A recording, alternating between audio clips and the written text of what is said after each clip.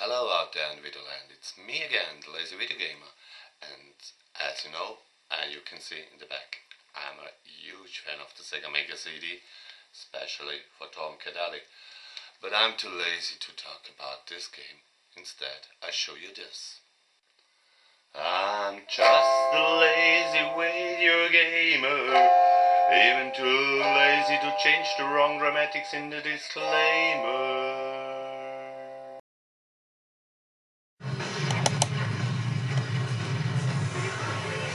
Fahrenheit. What should I say? There's no apology for this game. First, the flickering in the middle of the screen is that I'm using for this footage a reproduction. I come later to this. First, it was full size. Okay, I give it to them.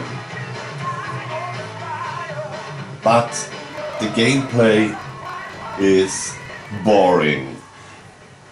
It's repetitive, and I have it and played now since years, and I can't even finish the first stage. Rescue specialist. Come on, I'll introduce you to the rest of the company. The introduction is, of course, every time the same and explains the whole story. You are a firefighter, or in the person of a firefighter, and you have to distinguish fires and rescue some helpless people. The reason that I'm playing this game with a reproduction is I have detached the 32X. And if you have the 32X detached, or not detached, the game, the PAL version, don't boot up. That was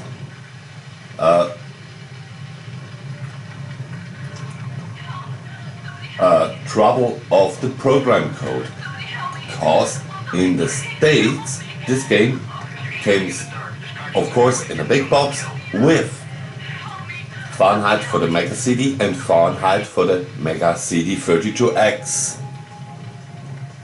in one box. And if you had the 32X attached, the game realized that and don't boot really up. You had to change the discs and play the better version of the game, but in this case the better version of the game is also, let me say it clear, not really playable. It makes no fun. You're stumbling around in those buildings searching for anything, and you see more time the game over screen that this game should saw the daylight. Great. Here we go again. You have to choose, go left, right, or straight ahead.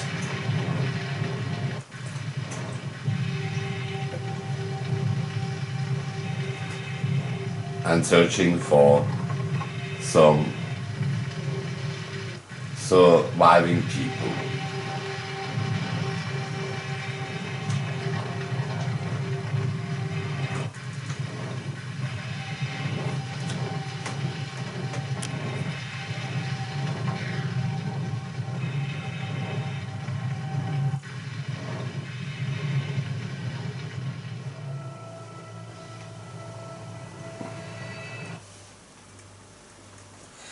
Now, this game had almost the same issue. You can choose which version you want to boot up at the starting screen.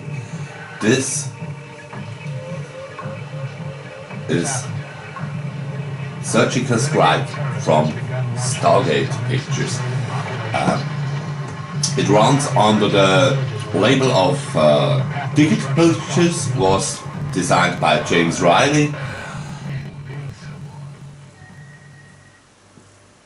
and was, let me say, a combination between Tom Caddelli and some other games that I show you later.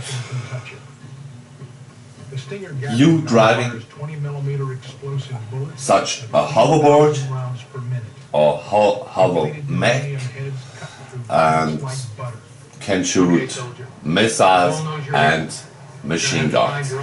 So, yeah, you guessed it right, it is a shooter game where you have to drive around and kill the bad guys and free the hostages. The optics, the graphic is okay, but every time when you're shooting, the game interrupts with an animation sequence of your gun, so that disrupts the flow of the game.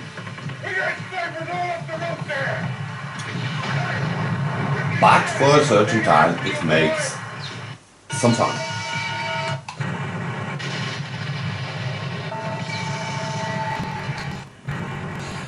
Now, Tom Caddelli, as you know, I love the game, I love it still. Of course, got a sequel in mind, in spirit. And this was, in my opinion, Sega's Midnight Riders.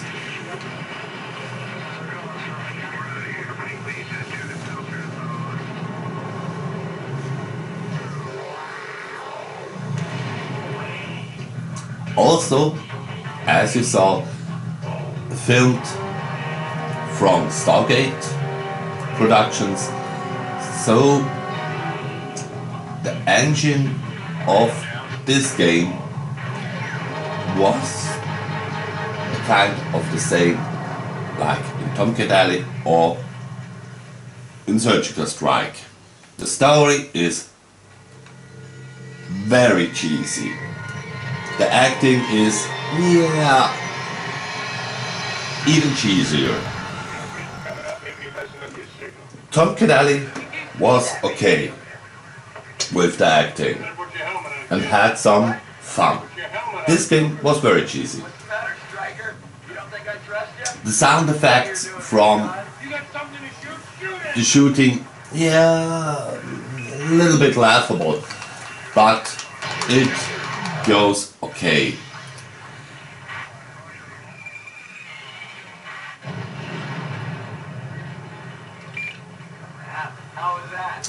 If you messed it up too much, you get this sequence to see where the actors were, let me say, some vacation clothes. Now, the official Holy Grail, but as you maybe know, in my opinion, another game is the Holy Grail for the Mega CD. This is The Adventures of Batman and Robin. It was a total different game to the Super Nintendo or the Mega Drive version. It came with this specially made and animated enemy clips direct from the studio that made the TV series. So if you have this game, if you get this game, original or reproduction, you get, and you played it through, you get an episode that never aired on television. The game itself It's a very hard, let me say, action racing game in the style of Batman Returns. Make it easy on yourselves, ladies. But Where's your pretty boss? also that game was hard.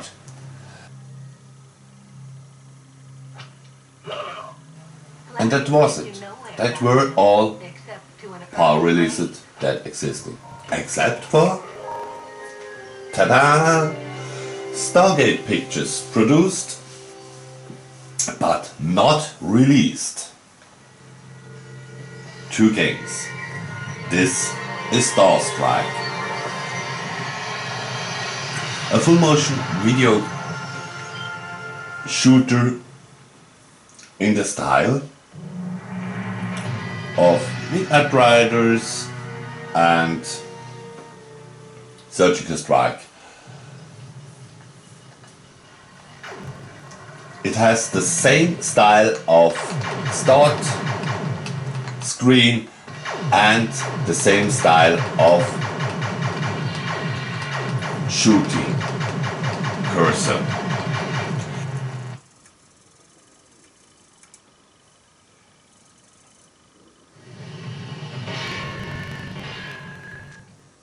Also, Bug Blasters, the Exterminators. These 3 games were basically identical in the engine, but Midnight Riders was a little bit more polished, so they released it. But Star Strikers and Bug Blasters were never officially released back in the day. There is a company, or let me say, one man, who has the right to release this game, who bought the right, and this is Michael Thomason from Good Deal Games. He's a very famous person in the homebrew scene of Mega Drive, Mega CD, of every other console. Is cool dude. Okay. Back to the game and the story. Bug Blasters is, let me say, a parody of Ghostbusters. It was produced by Sony, so a little effort is in it. It has a very cheesy story and, of course, as a full motion video game, a very repetitive gameplay. Also in common with Star Strike, a very bad detection control.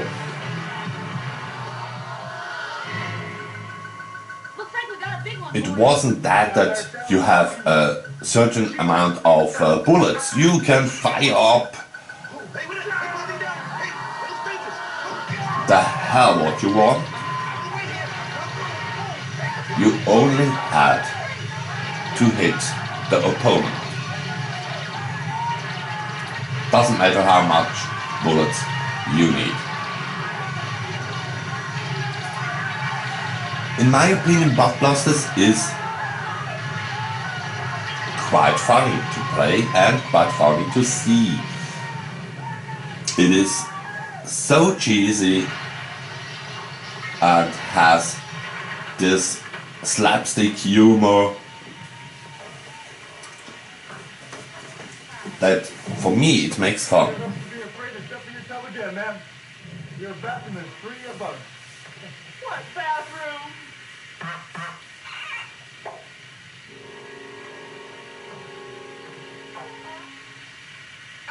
Little boys, I give up ain't anything to you.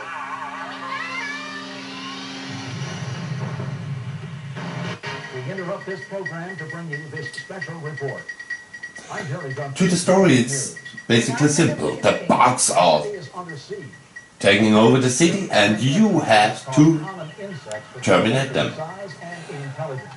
They have taken over long overlooked underground tunnels and made their way to City Hall, which they have renamed the headquarters of the League of Insects.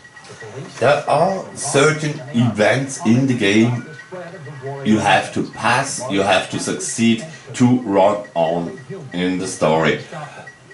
But or it's game over. It was like in Night Trap. At a certain point you have only one chance to do it right, or you have to play it all over again. And that is of course not so interesting. It's sad, it's boring. But if you passed it, it was also then not that hard to see the end credits. If you playing this game through once, you only playing it a second time if you have nothing better to do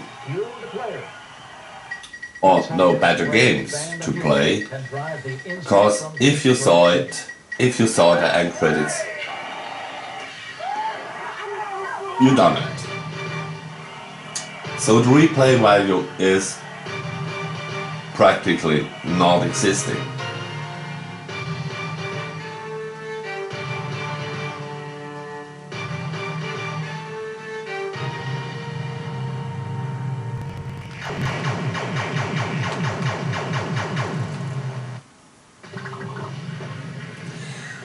In fact, the collision detection was so bad that Sony decided to not release these two games.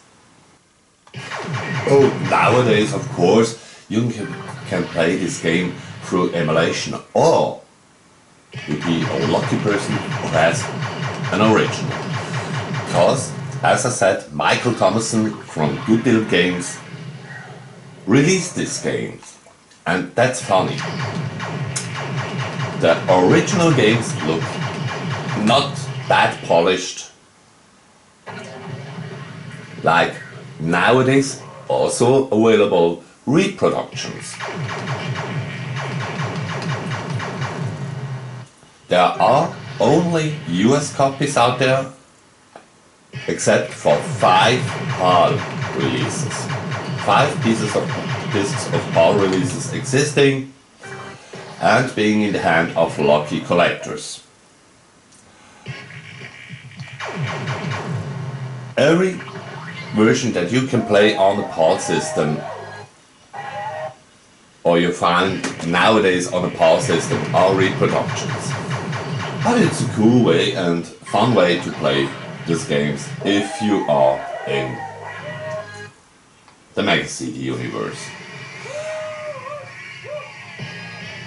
So, and that were the Mega CDs on this. It was the last part of the series. The last game released on PAL, Batman and Robin.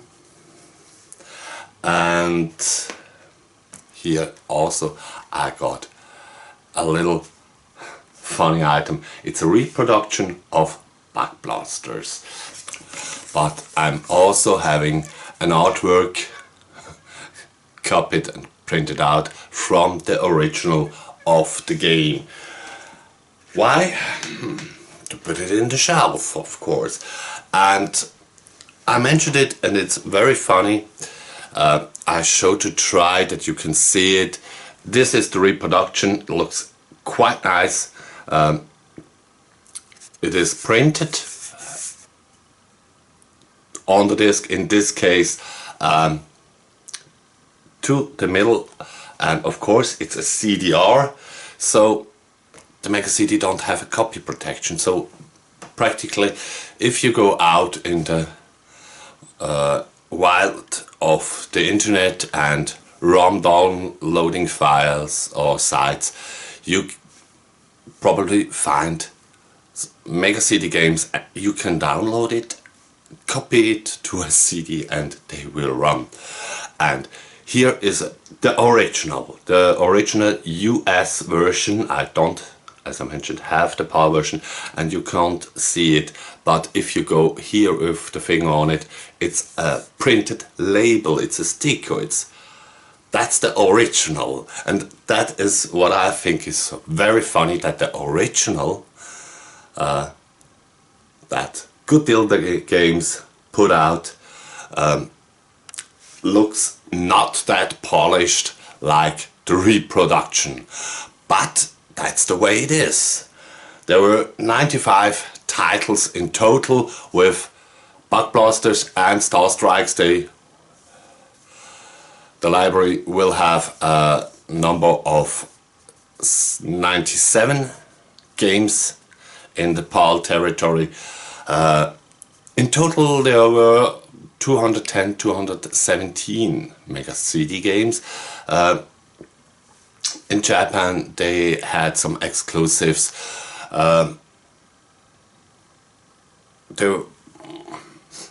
In some cases there are cool games, in some games they are not that great, and it's the same for the US territory. Some games are cool and only the low selling aspect stands in the way to release their games back then. It was just, yeah, the marketing strategy of Sega back in the day. If you remember, Mega CD units were totally sold worldwide, 2.2 million units. So in today's standards this is nothing, but back in the day it was